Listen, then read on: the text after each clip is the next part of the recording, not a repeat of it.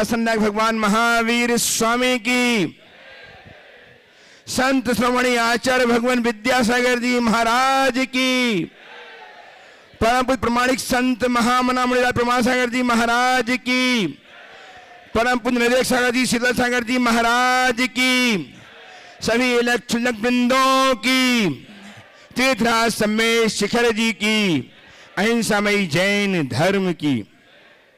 भव्यजनों, बड़े सौभाग्य क्षण है हमारे, जबकि हम विराजमान हैं तीर्थराज सम्मेश शिखर जी में, गुणायतन में, जहां विराजमान है आचार्य भगवान विद्यासागर जी महाराज के परम प्रभावक शिष्य महामना मुनिलाल प्रमासागर जी महाराज, जिनकी वाणी को सुनकर के आप हम नहीं अपितु पूरा विश्व अपने जीवन को रूपांतरित करने में सक्षम हो पा रहा है, जिनके श्रीमुख से अपनी शंकाओं के समाधान प्राप्त करके हम अपने आप को रूपांतरित कर पा रहे हैं।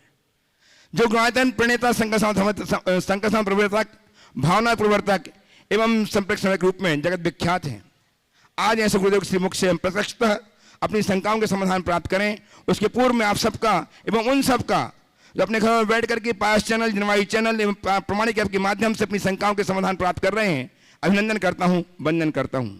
हम गुरुदेव के शरणों से संबद्ध हों। उसके पूर्व मैं चाहता हूं कि गुरुदेव का आशीष हमें प्राप्त हो। अतः मेरे साथ उच्चारिए नमोस्तु महश्री, नमोस्तु महश्री, नमोस्तु महश्री। इस कार्यक्रम को गति प्रदान करने के लिए परम श्रद्धेय क्षुल्लक स्वरूप सागर के चरणों में निवेदन अर्पण करते हुए निवेदन करता हूं, महाराज श्री इस कार्यक्रम को गति प्रदान कीजिएगा। इच्छामी महाराज जी, इच्छामी इच्छामी। मुनीत्रय के चरणों में बारंबार नमोस्तु। प्रथम ऑनलाइन प्रश्न के रूप में राजेश जैन आरआई गोपालगंज सागर से नमोस्तु पूर्वक प्रश्न कर रहे हैं महाराज श्री कि व्यक्ति के दिमाग में यदि अहंकार चढ़ जाए और पेट पर चर्बी बढ़ जाए तो उसे गले लगाना कठिन हो जाता है।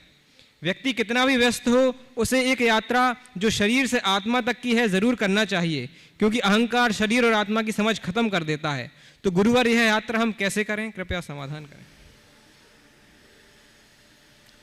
दिमाग में गर्मी और पेट में चर्बी बढ़ने से अहंकार होता है, और निश्चित ऐसे आदमी को गले लगाना मुश्किल होता है। बहुत अच्छी बात कही है कि व्यक्ति को शरीर और आत्मा की समझ होनी चाहिए, और इसी की कमी हमारे अहंकार का सृजन करती है। मैं इस संदर्भ में इतना ही कहना चाहूँगा कि पेट की चर्बी बढ़ जाने के बाद दो काम किया जाता है। पहला तो लंबा एक्सरसाइज, और दूसरा डाइटिंग, है ना। लंबी एक्सरसाइज और डाइटिंग के बल पर लोग अपनी पेट की चर्बी कम कर लेते हैं, और दिमाग की गर्मी को उतारने के लिए भी लोगों को एक एक्सरसाइज करने की ज़रूरत है। वो एक्सरसाइज करे और एक प्रकार की डाइटिंग करे तो दिमाग की गर्मी भी उतर जाएगी। वो क्या है? शरीर की एक्सरसाइज फिजिकल एक्सरसाइज है, और दिमाग की गर्मी को उतारने के लिए व्यक्ति को तात्विक एक्सरसाइज करना है। तत्व ज्ञान का अभ्यास करें, समझ गए? तत्व ज्ञान का अभ्यास करे और तपस्या को अपने जीवन का आदर्श बना ले, समस्या हल हो जाएगी। लेकिन जो लोग अज्ञानता में जीते हैं, जिनमें तत्व ज्ञान का अभाव है, उनके जीवन में ये सब चीज़ें होती हैं। दरअसल अज्ञान, अहंकार अज्ञान की उपज है, अज्ञान की परिणति है। ज्ञान से ही समाधान घटित किया जा सकता है। स्वाति जी जन जामनगर से नमोस्तु पूर्वक कह रही हैं महाराज श्री कि इनकी माँ रोज शंका समाधान सुनती हैं और कई माता पिता सुनते होंगे। क्या, कौन है? स्वाति जी जैन जामनगर। तो इनकी माँ रोज शंका समाधान सुनती हैं और अन्य माता पिता भी सुनते होंगे। इनका प्रश्न है कि एक माँ अपने बेटे और बेटी को समान शिक्षा क्यों नहीं देती? उन्हें घर के काम क्यों नहीं सिखाए जाते? एक दूसरे की रिस्पेक्ट करना क्यों नहीं सिखाया जाता? बच्चों को, मतलब बेटों को स्ट्रॉन्ग समझा जाता है और वो रो नहीं सकते, बेटियों को वीक समझाता है क्योंकि वो रो सकती हैं। इस विषय में कृपया आप मार्गदर्शन दें। देखिए, सवाल कई बार आता है, बेटे और बेटी को समान शिक्षा क्यों नहीं दी जाती? मैं एक सवाल करता हूँ क्या प्रकृति ने बेटी और बेटे को समान बनाकर भेजा है? दोनों की जब प्राकृतिक संरचना भिन्न है तो दोनों का पालन पोषण भी उनके ही तरीके से होना चाहिए। बेटा को बेटा बनाना चाहिए और बेटी को बेटी। बेटी को बेटा बनाने की कोशिश में ना वो बेटी रह पाती ना बेटा, और बेटा को बेटी बनाएंगे तो ना वो बेटा रह पाएगा ना बेटी, वो गदरा हो जाएगा, ना इधर का ना उधर का। जो उसके भीतर प्रकृति सुलभ गुण है उसे विकसित करना चाहिए और उसमें ही उसके जीवन की पूर्णता होगी। हाँ, लेकिन बेटा और बेटी में किसी को कमतर नहीं समझना।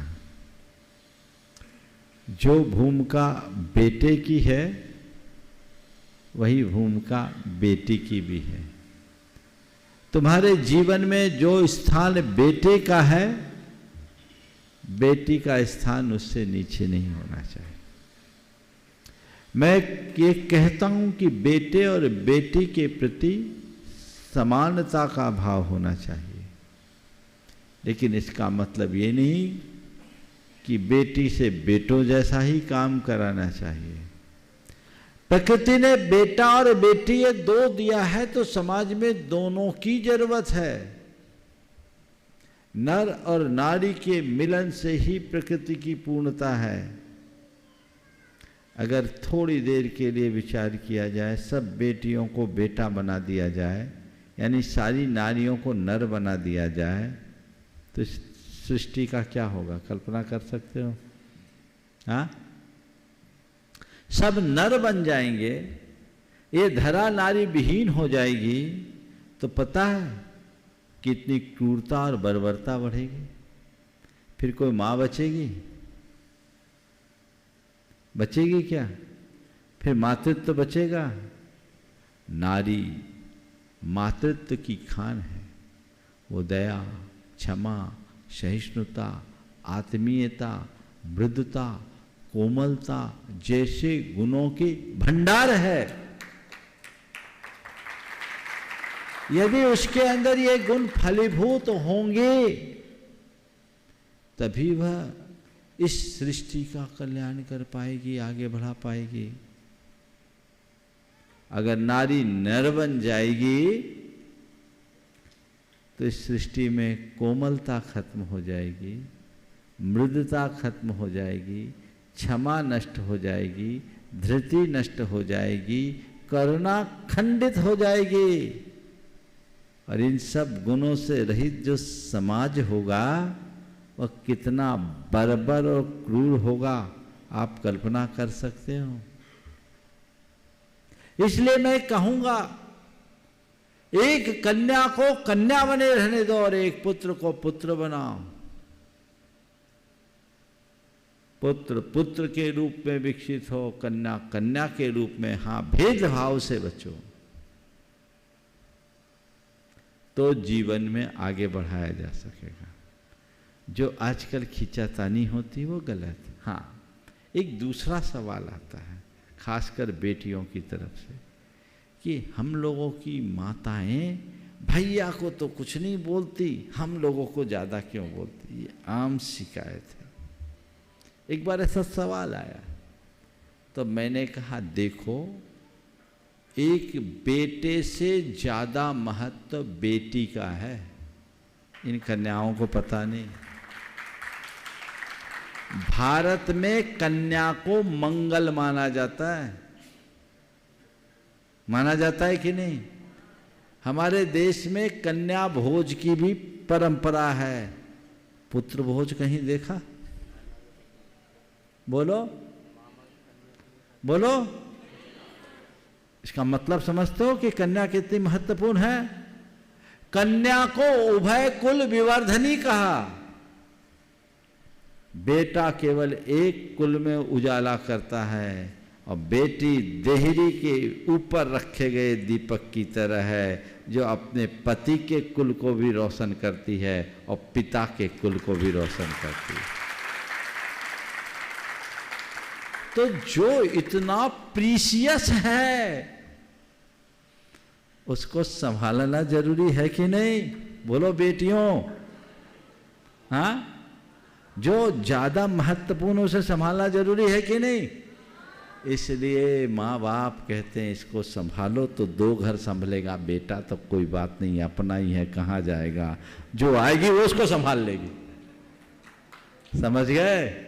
इसलिए यदि माँ बाप अपने बेटियों के प्रति ज़्यादा केयर रखते हैं तो बेटियों को इस पर अपना प्रतिबंध नहीं समझना, उन्हें सोचना चाहिए कि हमारी वैल्यू ज़्यादा है। क्या है? हमारी वैल्यू ज़्यादा है, हमारा इंपॉर्टेंस ज़्यादा है, हमारा महत्व ज़्यादा है, क्योंकि हमारी भूमिका बड़ी है। तो उस पर खरी उतरना चाहिए कि नहीं, है ना? तो इन बातों को जब ध्यान में रखकर चलेंगे तो चीजें अपने आप सही हो जाएगी। अब प्रश्नों के लिए चलते हैं मंचासीन मुनि संघ के चरणों में। और सर्वप्रथम निवेदन है पूज्य एलक श्री 105 नित्यानंद सागर जी महाराज से कि अपने प्रश्न के माध्यम से हमें लाभान्वित करें। नमोस्तु महाराज जी। वैसा युग में अम्बर से पानी और दिगंबर से जिनवानी की वैसा होती है महाराज जी। वर्तमान में कहीं भी जाओ तो पीने के पानी और कुएं के पानी की समस्या देखने को मिलती है। तो ऐसे में लोग, गृहस्थ लोग वर्षा के पानी को किस प्रकार सुरक्षित रूप से स्टोर कर सकते हैं, कृपया मार्गदर्शन देने की कृपा करें। और जो दोहा, स्कूल में एक दोहा भी पढ़ा था कि रहीमन पानी राखे बिन पानी सब सून, पानी गए ना उबरे मोती मानस चून। इस दोहे का अर्थ भी बताने की कृपा करें। रहमान पानी राखिए बिन पानी सब सून, पानी बिना न उबरे मोती माणिक मानस चून, मोती मानस चून, मोती मानस चून, चून आटा, मानस मनुष्य। हाँ, चून यानी आटा, चूना नहीं। चलो देखिए, सबसे पहली बात तो महाराज का जो पहला सवाल है उसके संदर्भ में उत्तर देना चाहूँगा। आज के समय में पानी एक बड़ी विकराल समस्या बनते जा रही है और देश के अधिकतर भूभाग का जो पानी है वो आर्सेनिक होता जा रहा है। इसके ऊपर एक रिसर्च पढ़ा था कि खेतों में 3-3 फसल लेने और यूरिया और कीटनाशकों के अंधाधुंध प्रयोग करने से जो पानी है वो आर्सेनिक होता जा रहा है और ये कैंसर का कारण है। जो भी जल स्रोत है, आप लोग आरओ का पानी पीते हैं, वह भी कैंसर का कारण। डॉक्टर पीएन जैन ने अनेक बार इस मंच से भी इस बात को बोला। अब पानी तो पीना ही है, कौन सा पानी पिए? भूजल स्तर भी दिनों दिन कम होता जा रहा है। तो हमारे देश के कुछ इलाके में एक बहुत अच्छी व्यवस्था रही।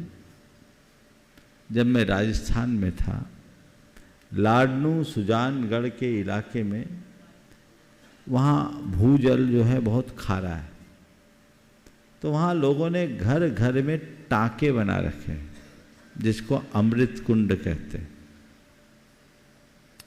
और बरसात में, जबकि वहाँ बहुत ज़्यादा वर्षा नहीं होती, पर जितना पानी होता है उसको अपने घरों के टाँके में रखते हैं और वो साल भर उनके पीने के काम में आता है। और ये प्रक्रिया देश के हर व्यक्ति को करना चाहिए, व्रती हो या अव्रती। इजराइल में कुल 5 इंच बारिश होती है और इजराइल में ऐसा नियम है कि जितना आपका प्लाट होगा आपको उतना बड़ा टैंक बनाना हो और उसको पानी की कोई समस्या नहीं। खेती भी बहुत उत्तम हो रही है और काम भी। हमारे शास्त्रों में वर्षा के जल को अमृत कहा है। कल्याणकारक ग्रंथ है अमृतम वर्षांबु, वर्षांबु अमृतम ऐसा लिखा है, अमृत है क्योंकि वो डिस्टिल वाटर। तो क्यों ना लोग बरसात के जल को संग्रहित करें, और उसका बहुत अच्छा तरीका है। अनेक हजारों लोगों ने अपने घरों में अमृत कुंड बनाए। आप अगर अपने घर के नीचे कोई अंडरग्राउंड टैंक बना लें और बरसात होने पर छत की सफाई करें, सफाई करने के बाद जब पानी गिरे पहला दूसरा पानी बह जाने दें, सावन भादों का पानी आए तो छत की सफाई करके 10-15 मिनट पानी बहा दें और फिर अपने टंकी को खोल दें। वो पूरा पानी आपके टांके में रह सकता है, साल भर उस पानी में कुछ नहीं होगा, 50 बरस उसमें कीड़े नहीं पड़ेंगे, बशर्ते उसमें कोई मिट्टी का कण ना हो और किसी प्रकार की अशुद्धि ना हो। ये प्रयोग फिर कुछ जगह हमने देखा कि छत पर भी टैंक बना, कुचामन में देखा छत पर टैंक देखा तो 2 लेवल की छत, ऊपर की छत से नीचे की छत में आ गए। तो फिर मैंने छत की टैंक को देखकर एक प्रयोग कराया और इसको देश में बहुतायत लोगों ने किया कि आप अपने घर पर एक छोटा सा शेड बना लें और उसके नीचे अपनी टंकी बना लें या टंकी रख दें और बरसात के पानी को उसमें स्टोर कर लें और सीधे उसका कनेक्शन किचन में जोड़ दें। वो पानी सीधे आएगा बिना मोटर के और आप उस पानी को छान कर वापर लें और उसकी जो बिनछानी एक छोटे से जार में रख ले और जब ज़्यादा हो जाए तो छान कर उसका उपयोग कर लें और जो बचे उसी में डाल दें। जिस दिन बारिश आए उस दिन बहा दें, आपका काम चल सकता है। यद्यपि उसे छानने की जरूरत नहीं है, वर्षा का जल प्राशुक है, लेकिन परंपरा का निर्वाह करने के लिए भावनात्मक करुणा की दृष्टि से उसे छानना चाहिए। तो ये वर्षा के जल को अगर आप इस्तेमाल करते हैं तो वो आपके लिए ज़्यादा स्वास्थ्यप्रद है। और यदि आप उस टंकी में एक चूना का पत्थर डाल दीजिए तो जो मिनरल्स की ज़रूरत है वो भी आपको मिल जाएगा। सबसे शुद्ध जल है और वो जल हर घर में होना चाहिए। आप अपना मकान बनाएं तो उसमें इस बात को जरूर जोड़ें। उन्हें दुविधा हो सकती है जो फ्लैट्स में रहते हैं, लेकिन जिनके अपने निजी मकान हैं उनको कोई कठिनाई नहीं है। ऐसा करना चाहिए। सैकड़ों बल्कि हजारों लोगों ने ऐसा किया है पिछले 6-7 सालों में, जब से इसकी चर्चा ये लोग करते हैं। आप लोगों को भी करना चाहिए। एलक जी का ये सवाल उठाने का शायद यही अभिप्राय होगा कि मेरे माध्यम से ये संदेश सब तक जाए। अब आपने जो सवाल किया, रहीमन पानी राखिए बिन पानी सब सून, पानी राखे उबरे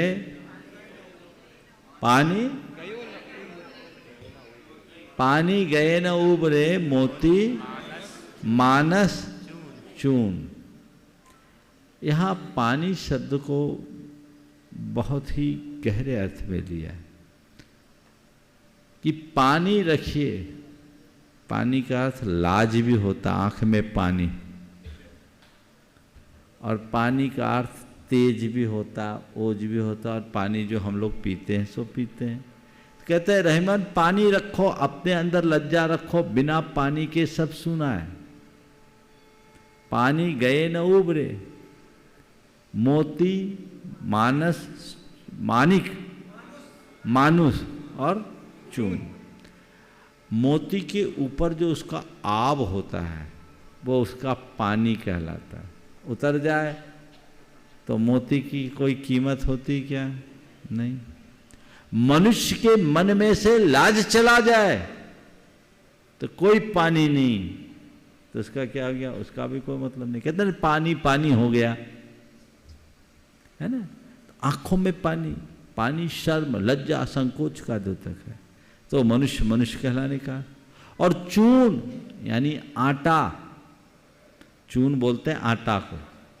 जो आप लोग आटा उसनते हैं ना, तो बिना पानी के उसको उसन सकोगे क्या रोटी बनाने के लिए? तो पानी गए न उबरे, मोती मानुष चूम, ये अर्थ है। नमोस्तु पूर्वक निवेदन है परम पूज्य मुनि श्री शीतल सागर जी के चरणों में कि हमारी ज्ञान वृद्धि हेतु अपना प्रश्न प्रेषित करें। ओम नमः सत्य। अभी मुनिश्री ने बताया कि हमारे आचार्यों ने भी आयुर्वेद के कुछ ग्रंथ लिखे, जैसे कल्याण कारकम, वाग्भट का जो अष्टांग हृदय में उस पर पंडित आचार्य जी ने टीका लिखी, पूज्यपाद स्वामी ने भी वैद्यसार ग्रंथ लिखे, और अभी आचार्य श्री ने जो पूर्णायु एक महाविद्यालय करके खुलाया है, तो उसमें जो 70% सीटें तो जैनेतरों लोगों ने ली, मात्र 30% उसमें जो सीटें भरी वो जैनों ने। तो इतना भी होने के बाद जैनों में इतना आयुर्वेद को लेके क्यों इतनी जागृति या इतना रुझाव नहीं है? देखिए, ये बात अभी महाराज श्री से मुझे मालूम पड़ी, मुझे जानकारी नहीं थी। जैसा महाराज जी कह रहे हैं तो बहुत सोचनीय। हमारे गुरुदेव की बहुत दूरदर्शी सोच। आयुर्वेद हमारी चिकित्सा प्रकृति का आधार है और आयुर्वेद से ही हम अहिंसक चिकित्सा पद्धति को विकसित कर पाएंगे और धर्म की परंपरा को आगे बढ़ा पाएंगे। पूर्णायु जैसे चिकित्सा के संस्थान को प्रारंभ करने के पीछे गुरुदेव की यही भावना रही कि यहाँ लोग रहे, पढ़े और आयुर्वेद का विस्तार हो, लोगों को सही और अच्छी चिकित्सा उपलब्ध हो सके। वहाँ आयुर्वेद महाविद्यालय चालू हुआ, भविष्य में वो विश्वविद्यालय का रूप भी लेगा। अभी जो मुझे जानकारी महाराज श्री से मिली, ये बहुत चौंकाने वाली बात है कि 30% भी जैन नहीं आए। हालांकि वो जन जन के लिए है, जैनों के लिए नहीं है। पर जैनियों को ये देखना चाहिए कि जब हमारे गुरु आयुर्वेद के प्रचार प्रसार की बात कर रहे हैं तो क्यों ना हम आयुर्वेद के लिए जाएं। लेकिन हमारे बच्चों को बड़ा इन्फीरियर लगता है। हमको तो MBBS करना, BAMS नहीं करना। BAMS का कोर्स है ना वहाँ, BAMS नहीं करना, ये बोलते हैं। ऐसी अर्थकरी पढ़ाई से कोई मतलब नहीं। आपको तो मैं कहूँगा कि पढ़ाई ऐसी करो कि जिसको करने के बाद समाज की भी सेवा कर सको, धर्म की भी प्रभावना कर सको, जिससे अहिंसा का विस्तार हो, उसे बढ़ाना चाहिए। और इसलिए समाज के लोगों में ऐसा रुझान बढ़ना चाहिए। खासकर मैं बेटों और बेटियों से कहूँगा कि वे इस तरफ भी ध्यान दें। आयुर्वेद का स्कोप छोटा नहीं है, बहुत बड़ा है। और तुम आयुर्वेद पढ़ोगे तो साधु संतों की भी सेवा कर पाओगे। एलोपैथ से डॉक्टरेट करने के बाद कोई गारंटी नहीं है, और उसमें भी कैरियर बहुत ही अनिश्चित है। पर आयुर्वेद में जो मेहनत करने वाला है उसके सितारे हमेशा बुलंद रहते हैं। मैं कई ऐसे MD डॉक्टरों को जानता हूँ जो अपना इलाज आयुर्वेदिक डॉक्टर से कराते हैं, वैद्य से कराते हैं। ऐसा नहीं है। तो आयुर्वेद की बड़ी महिमा है, हमें आयुर्वेद को प्रोत्साहित करना चाहिए। नमोस्तु पूर्वक निवेदन है परम पूज्य मुनि श्री निर्वेक सागर जी के चरणों में कि अपना प्रश्न रखकर हमें अभी लाभान्वित करें। नमोस्तु। मुनिश्री को नमोस्तु करते हुए, दूध में जैसे पानी मिला होता है, उसी प्रकार से अनादिकाल से आत्मा के साथ कर्म जुड़े हुए हैं और वो कर्म ही हमें सुखी और दुखी बनाते हैं, ऐसा आगम ग्रंथों में पढ़ते हम लोग हैं। तो वास्तव में वो कर्म है क्या? कैसे हमारी आत्मा से बनते हैं, हमें सुखी दुखी करते हैं और कैसे उनसे छुटकारा पाया जा सकता है? कृपया समाधान करें। नमोस्तु। बड़ा दार्शनिक और सैद्धांतिक सवाल है। कर्म, कर्म शब्द को अनेक अर्थों में व्याख्यायित किया। व्याकरण के हिसाब से जब कर्म की बात करते हैं तो यत् क्रियते तत्कर्म, जो किया जाए वो कर्म। कुछ लोग अपने धार्मिक कर्तव्यों को भी अपना कर्म मानते हैं।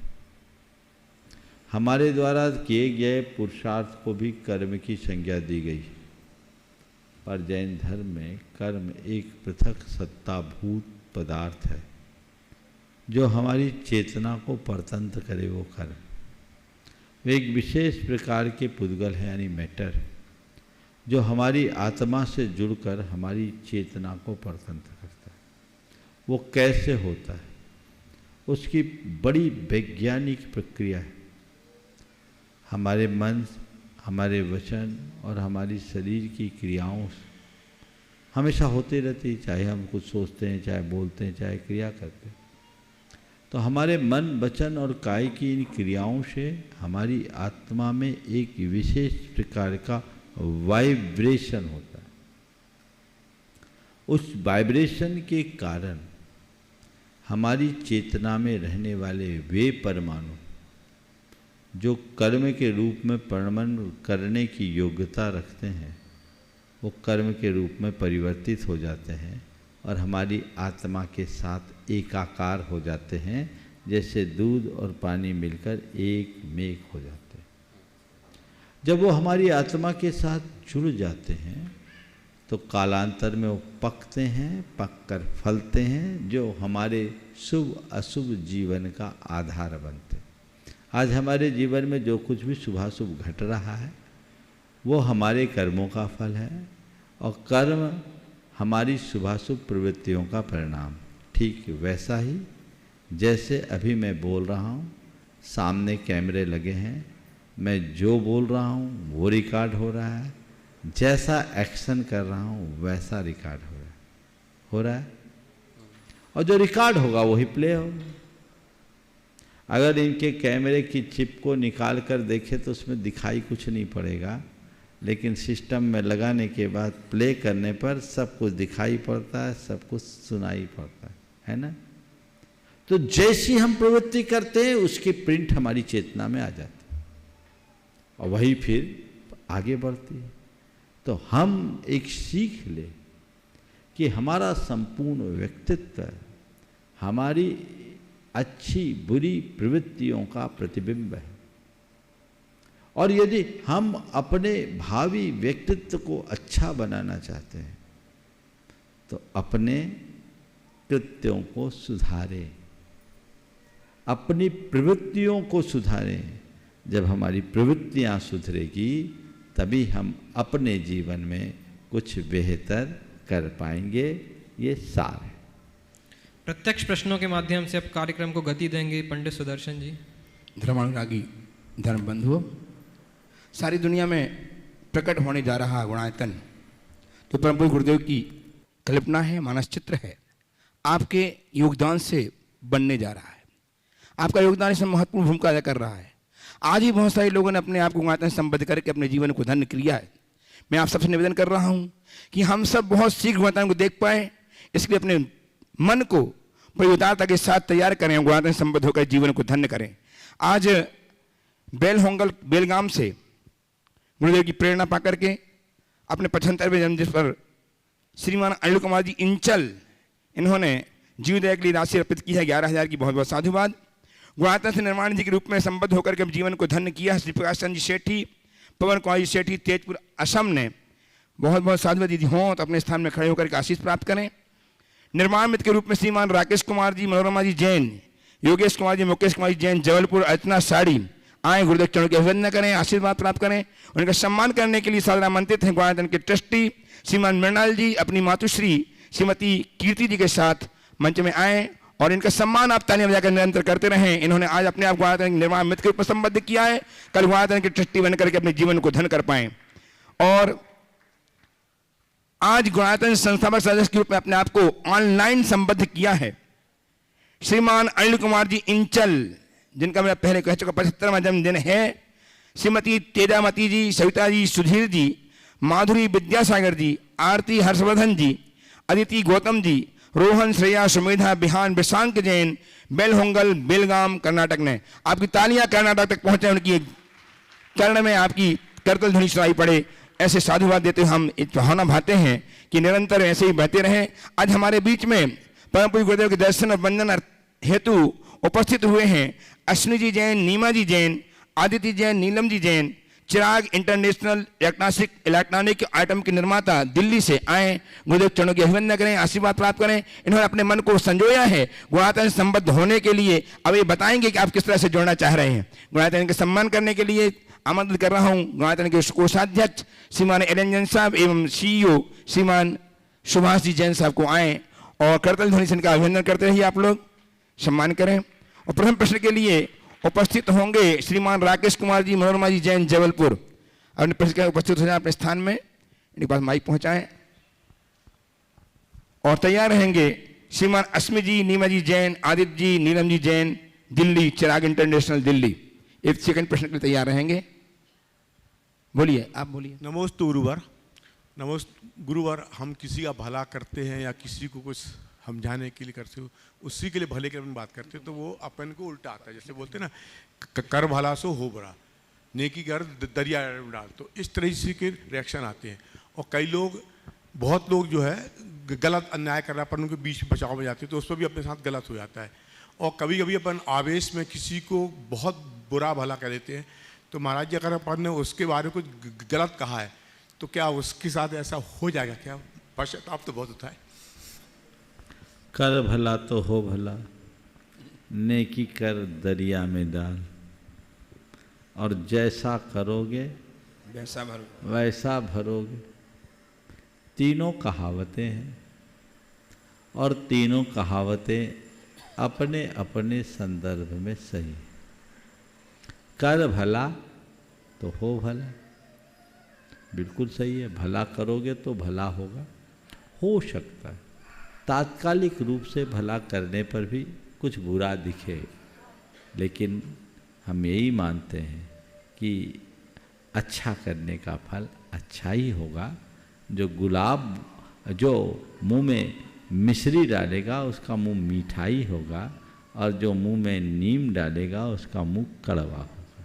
हम अच्छा करेंगे, परिणाम निश्चित रूप से अच्छा है। नेकी कर दरिया में डाल भी इसी संदर्भ में है कि तुम अच्छाइयाँ करो, लेकिन उसका श्रेय लेने की चाह मन में मत लो। और जैसा करोगे वैसा भरोगे, हमें चेताता है। और ऐसा सोचकर बुरा करने से बचो, आवेश में अपने आवेग को मत खो। आइए श्रीमान अस्मी जी, नीमा जी जैन, चिराग इंटरनेशनल दिल्ली। और तैयार हैं सुश्री आर्या जैन, आशीष कुमार जैन, जबलपुर। मुनीश्री जी आशीर्वाद दें कि अपने धर्म कार्य में मुझे रुचि और संकल्प शक्ति बढ़े और प्रमाद कम हो। बहुत बढ़िया आशीर्वाद। चलिए अगला। आर्या उपस्थित हो जाएं। तैयार हैं श्रीमती सीमा जी जैन, संजय जी मोदी, बाकल। बोलिए। नमोस्तु महाराज जी, स्वामी महाराज जी।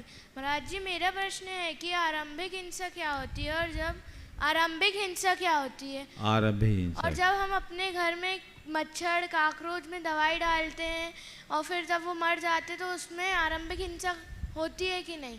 पाप लगता है? देखो, अपने दैनंदिन के कार्यों में जो अत्यावश्यक, नहाना धोना, खाना बनाना, घर में झाड़ू बुहारी आदि करना, ये सब आरंभिक हिंसा की श्रेणी में आता है। उसमें हमारा उद्देश्य किसी को मारने का नहीं होता, लेकिन मर जाते हैं, ये क्षम है। लेकिन काकरोच आदि को मारने के लिए आपको स्प्रे कर रहे या दवाई छिड़क रहे, तो वो आरंभिक हिंसा नहीं है, वो संकल्पी हिंसा है। घर में बुहारी लगाते वक्त कोई मर जाए तो आरंभिक हिंसा है, लेकिन इंटेंशनली मारने के लिए छिड़काव कर रहे हो तो संकल्पी हिंसा है। समझ गए? इससे बचना चाहिए। चलिए आइए श्रीमती सीमा जी, संजय जी मोदी, बाकल से अपने परिवार के साथ तैयार हैं श्रीमती चंद्रिका जी पाटनी, सुसावका रांची। नमोस्तु महाराज श्री। एलक जी व छुल्लक जी को मेरा एक शामी। महाराज श्री मेरा प्रश्न है, स्त्री की सहनशीलता और सहिष्णुता के अभाव में तथा पुरुष के बल और बुद्धि के प्रभाव में रिश्तों की जिन मर्यादाओं का उल्लंघन हो रहा है, उससे हमें कैसे बचना चाहिए? कृपया समाधान करें। बहुत अच्छी बात है। स्त्री की सहनशीलता और सहिष्णुता के अभाव में और पुरुषों के बल और बुद्धि के प्रभाव में, हमारे रिश्तों दबाव में, बल और बुद्धि के दबाव में हमारे रिश्तों में जो कमियां आ रही हैं, उसके लिए हमें क्या करना चाहिए? मैं तो यही कहूँगा, दोनों को अपनी अपनी जगह अपने आप को साबित करना चाहिए। हर स्त्री में सहिष्णुता और सहनशीलता की वृद्धि होनी चाहिए, और पुरुष में अपने बल और बुद्धि के साथ विवेक होना चाहिए। यदि ये दोनों चीज़ें जुड़ जाएगी तो सारी दुविधाएं अपने आप समाप्त होंगी। नमोस्तु महाराज। उपस्थित हों श्रीमती चंद्रिका जी पाटनी, सुश्राविका गुणानाची और मंत्री गुणायतन। तैयार रहें श्रीमान मृणाल जी जैन, मातुश्री कीर्ति जी जैन के साथ दिल्ली से ट्रस्टी गुणायतन। मेरी तरफ से जगत के सब जीवों की तरफ से दोनों मुनिराजों के चरणों में नमोस्तु। एलक जी छुल्लक जी महाराज के चरणों में इच्छामि। महाराज श्री, अगर किसी जीव का गति बंद, नीच गति का बंद हो जाता है तो वो अपने परिणामों को ऐसे सुधार के रखें और बोलते कि जैसी गति वैसी मति। उस श्रेणी के राजा को 7वें नरक गति का बंद हो गया था, लेकिन उसने क्या ऐसा किया कि क्योंकि परिणाम तो फिर खराब हो जाते हैं ऐसे बोलते हैं, तो वो ऐसा क्या किया कि वो पहले नरक में आया? देखिए, ये बात बिल्कुल सही, यथा गति तथा मति। जैसी गति होनी होती वैसी मति होती। एक बार व्यक्ति कोई आयु बांध लेता है तो आयु बदलती नहीं, और जीव जैसी आयु बांधता है अंत समय में उसकी वैसी ही परिणति हो जाती। शैणिक ने भी अपने अज्ञानता में मुनि महाराज पर उपसर्ग करके नरक आयु का बंध किया। 7वें नरक की आयु का बंध उसने अपने अज्ञान में किया। बाद में भगवान महावीर की शरण में आने से उसका विवेक जागृत हुआ, बुद्धि पलटी, मन में पश्चाताप हुआ। उसने छायिक सम्यक दर्शन की प्राप्ति कर ली, तीर्थंकर प्रकृति का बंध भी कर लिया, लेकिन नरक जाने से अपने आप को नहीं बचा पाया। हाँ, उसकी विशुद्धि का परिणाम ये जरूर हुआ कि वह 7वें नरक से घटकर पहले नरक में आ गया। 33 सागर की आयु को कम करके 84,000 वर्ष में आ गया है, लेकिन जाना तो नरक ही पड़ा। लेकिन पूरे श्रेणिक के प्रसंग को देखोगे तो बीच के दौर में उसने ऐसा कर लिया, लेकिन अंत में उसकी मति अच्छी नहीं थी, वो संक्लेश में मरा। कहानी हम सबको पता है, अपना सिर फोड़ के मरा। यानी मृत्यु के समय जिसको नरक जाना उसके अच्छे भाव नहीं हो सकते। मरण के समय क्रूर या संक्लेश परिणाम इस बात का द्योतक है कि वो अधोगति में जाएगा या कुगति में जाएगा, या तो नरक में जाएगा या पशु पक्षी होगा, तिर्यंच होगा। इसलिए कभी भी कोई व्यक्ति मरते समय क्रूरता के भाव रखता है या उसके अंदर क्लेश होता है तो मान कर चलना इसकी कहानी बिगड़ गई। वो एक अंतर मुहूर्त में ऐसा होगा। सदगति का जो पात्र होगा उसके परिणाम समझे रहेंगे। लेकिन गति का बंद हो जाता है, नीच गति का बंद, तो वो परिणामों के गति नहीं, इसको आयु बोलो। गति हम लोग बोलचाल की भाषा में बोलते हैं। आयु बंधने के बाद उसके परिणाम चढ़ेंगे उतरेंगे, बस वो व्रती नहीं बन पाएगा, अनुव्रत और महाव्रत नहीं ले पाएगा। देवायु को छोड़कर अन्य कोई आयु बंधे तो वो ना अनुव्रती बनेगा ना महाव्रती। इसलिए जिनके अनुव्रत है, महाव्रत है और पल रहे हैं तो समझना हम सुरक्षित हैं। उपस्थित हो मृणाल जी अपनी मम्मी एवं दादाजी के साथ। तैयार हैं गुणादन के कोषाध्यक्ष श्रीमान एनएल जैन साहब, जयपुर से। नमोस्तु भगवान, नमोस्तु महाराज श्री। एलक जी और छुल्लक जी के चरणों में इच्छामि। गुरुदेव, क्या एक सम्यक दृष्टि जीव की नियम से समाधि होती है या फिर जिसकी समाधि होती है वो अगली पर्याय में सम्यक दर्शन के साथ उत्पन्न होता है? देखिए, सम्यक दृष्टि की समाधि हो ये कोई ज़रूरी नहीं, पर जो सम्यक दृष्टि होते हैं वो निकट भव हैं, जल्दी उनका कल्याण हो। दूसरी बात, जिनकी समाधि हो रही है वे भी सम्यक दृष्टि ही हों, ये भी कोई ज़रूरी नहीं, पर जो सम्यक के साथ समाधि करते हैं वो 2-3 भाव में, अधिकतर 7-8 भाव में मोक्ष जरूर प्राप्त कर लेते। अब समाधि हमारा पुरुषार्थ है, सम्यक तो हमारी परिणति। हो सकता है सम्यक दर्शन हो और समाधि ना हो, और ये भी हो सकता है कि समाधि हो और सम्यक ना हो। तो हम तो एक ही भावना भाई कि मैं सम्यक के साथ समाधि मरण का सौभाग्य प्राप्त करूं, और न केवल सम्यक अपितु रत्नत्रय के साथ समाधि की प्राप्ति करूं, जिससे मेरा उद्धार। गुरुदेव अगली पर्याय में अगर किसी की समाधि होती है तो हो सकता है वो सम्यक दृष्टि ही क्या, रत्नत्रय का धनी बनकर मोक्ष जा सकता। नमस्ते। आइए श्रीमान निरंजन साहब गुणाधन कोषाध्यक्ष जयपुर से तैयार हैं। आरती जैन, ईशान जैन दिल्ली से।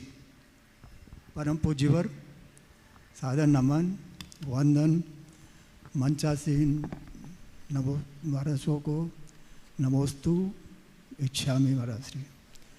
महाराज श्री आज फ्रेंडशिप डे है आज। हाँ अच्छा महाराज, इसी संबंधित में मेरा एक प्रश्न है। मैंने एक आर्टिकल पढ़ा है जिसमें ये लिखा है रिसर्च में के आधार पर कि व्यक्ति को जन्म के बाद में 150 रिश्तेदारों का चयन करता है। वो व्यक्ति चयन तो कर नहीं सकता वो, लेकिन 150 रिश्तेदार उसके होते हैं, और व्यक्ति को चयन करने के कोई उनको होता नहीं कि वो चयन करे किसी रिश्तेदार को। लेकिन महाराज जी फ्रेंडशिप के लिए व्यक्ति चयन कर सकता है। तो महाराज जी मेरे 3 क्वेश्चन हैं इसके संबंधित। पहला, व्यक्ति चयन करते समय किन बातों का ध्यान रखे। नंबर 2, आर्टिकल में ये भी लिखा है कि जो आप वर्क प्लेस में जो काम करते हैं, वहाँ जो अगर आपकी होती है दोस्ती तो वो 29 साल तक चलती है, ऐसा उन्होंने लिखा है। 29 ईयर्स के लिए चलती है। अच्छा। ऐसा लिखा है उसमें बड़ा सही। और या फिर अगर परिवार से होता है या सोशल फील्ड से होता है तो उसका कोई वो समय निधि नहीं होता। हमारा तीसरा मेरा प्रश्न है कि महाराज जी जब ये टूटता है या फ्रेंडशिप टूटती है तो उसके कारण क्या है और उसको कैसे स्वागत रखें। देखिए, फ्रेंडशिप डे के दिन आपने फ्रेंडशिप संबंधी ढेर सारे सवाल किए। आज मुझे सुनकर एक नई जानकारी मिली कि जन्म से 150 रिश्ते हमारे हो ही जाते हैं जिनमें हमारा अपना कोई चुनाव नहीं है। तो मुझे लगता है ये शायद पुरानी बातें होंगी। अब तो केवल अंकल आंटी बचे, रिश्ते ही खत्म हो गए। सारे रिश्ते मौसी मौसा चाचा चाची ताऊ मामा मामी सब खत्म। हमें बहुत समेट लिया गया। ठीक है, आपने जो भी बात की है निश्चित किसी आधार पर ही होगा, पर यह दिखता है कि आज सब कोई व्यक्ति केंद्रित होते जा रहे हैं। हम अपने आप में सिमट ज़्यादा रहे। अब मैं आपके मूल प्रश्न पर आता हूँ। फ्रेंडशिप में पहला सवाल, किन बातों का ध्यान रखना चाहिए, फ्रेंडशिप किन से करें। इस संदर्भ में मैंने अपने विचार अनेक बार प्रकट किए हैं। आज संक्षेप में बात करूंगा। मित्रता किससे रखो? जो तुम्हें सकारात्मक प्रेरणा दे, जो तुम्हें बुराई से बचाए,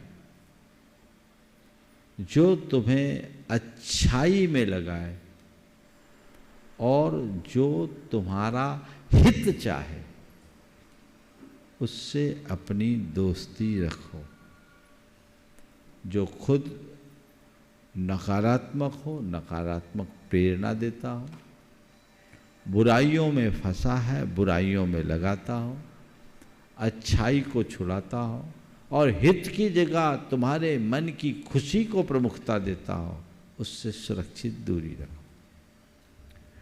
अब रहा सवाल, किसकी दोस्ती कितने दिन टिकती है, ये तो रिसर्च का विषय है। आपने कहा कार्यस्थल में काम करने वाले सहकर्मियों की दोस्ती 29 वर्ष जब तक काम कर रहे चल रही। ये मेरी राय में व्यक्ति की मनोदशा से जुड़ती है। हम कितने ज़्यादा औपचारिक हैं और कितनी आत्मीयता है, सब कुछ उस पर निर्भर होता है। जो आपके कार्यस्थल से जुड़ते हैं, मैं समझता हूँ उनके साथ होने वाली दोस्ती में प्रगाढ़ता कम, औपचारिकता अधिक होती है। लेकिन जो सोशल और अन्य माध्यमों से जुड़ते हैं उनमें आत्मीयता अधिक होती है। और कई ऐसे उदाहरण भी दिखते हैं कि लोग ऐसे मित्रों से अपने सगे संबंधियों से भी ज़्यादा जुड़ाव रखते हैं। तो एक पंक्ति में मैं ये कहूँगा कि दोस्ती या मैत्री को टिकने का आधार हमारे अंदर की आत्मीयता है। हम कितनी आत्मीयता के साथ चलते हैं।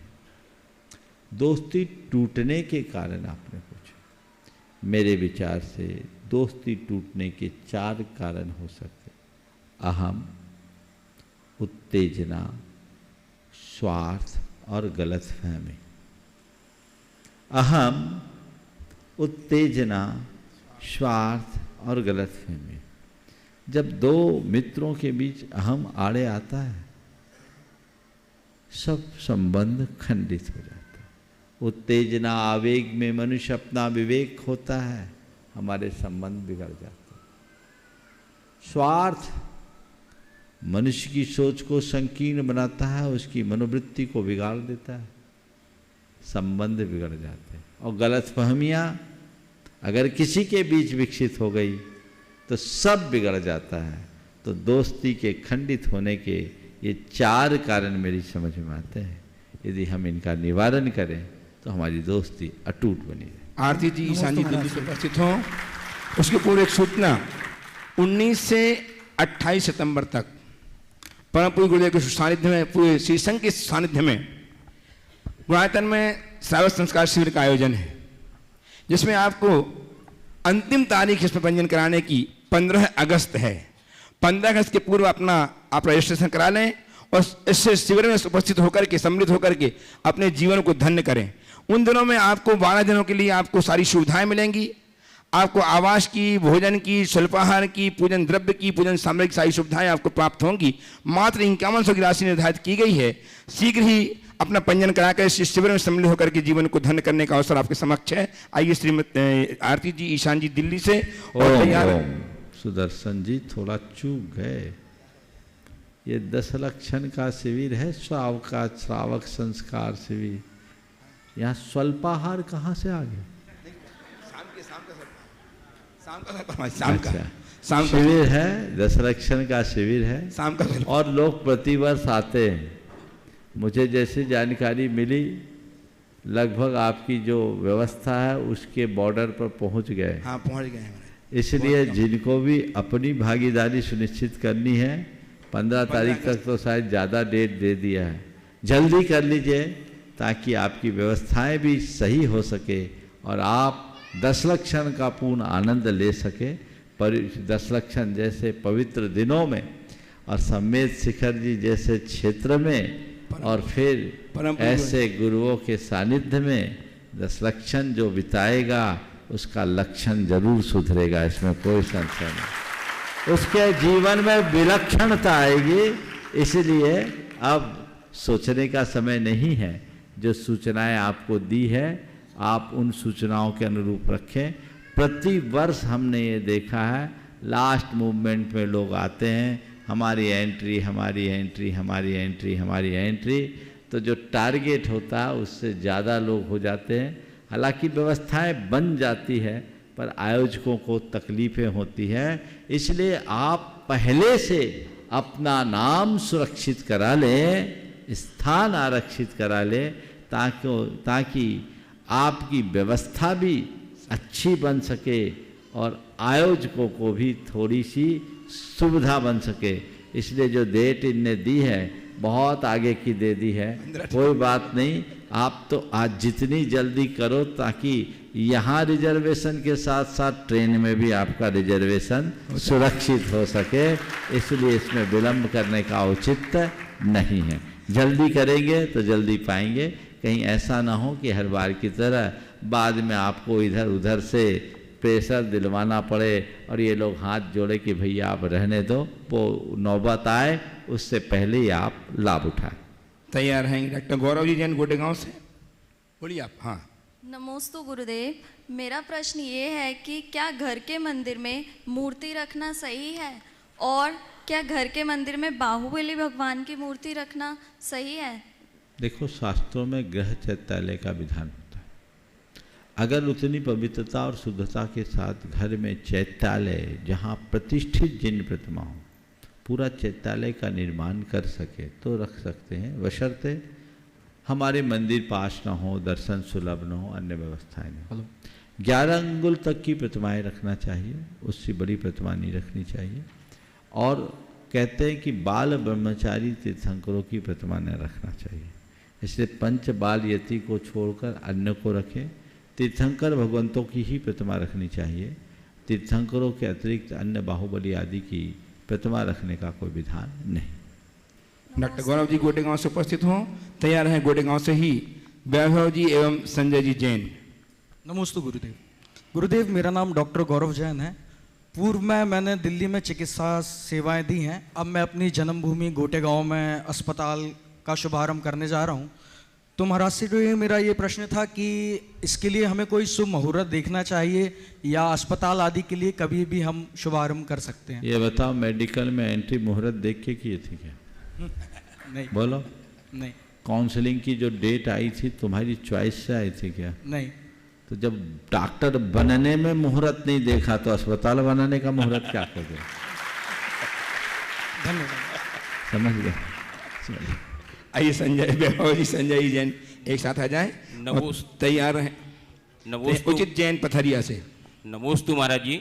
महाराज जी, जिन मंदिर में हम पूजा करते हैं वहाँ पूर्व में छोटे मूल नायक थे, अब बड़े मूल नायक हो गए हैं, तो क्या हम उन छोटे मूल नायक भगवान की जो पंच कल्याणक होते हैं उनमें अभिषेक कर सकते हैं उनको उठा के? देख बाबा, मूल नायक छोटे बड़े नहीं होते, मूर्ति छोटी बड़ी होती। मूल नायक तो भगवान है। मूर्ति को क्यों देखते हो, भगवान को देखो।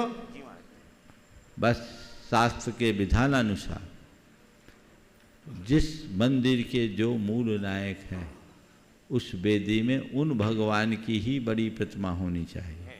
समझ गए? अरे ये हमारे मूल नायक थे, अब वो छोटे बड़े आ गए तो मूल नायक ये नहीं। मूल नायक भगवान है, मूर्ति नहीं। इसलिए वो मान कर करो, पूजा अभिषेक उसी भाव से करो।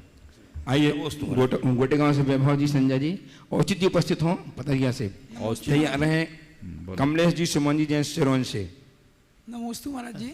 आज मैं वंदना के लिए गया था तो पार्श्वनाथ टोंग के नीचे सिगरेट का विक्रय हो रहा था, तो उसको देख के हम लोगों ने आपत्ति जताई, तो उस कारण वहाँ पे वाद विवाद की स्थिति हुई।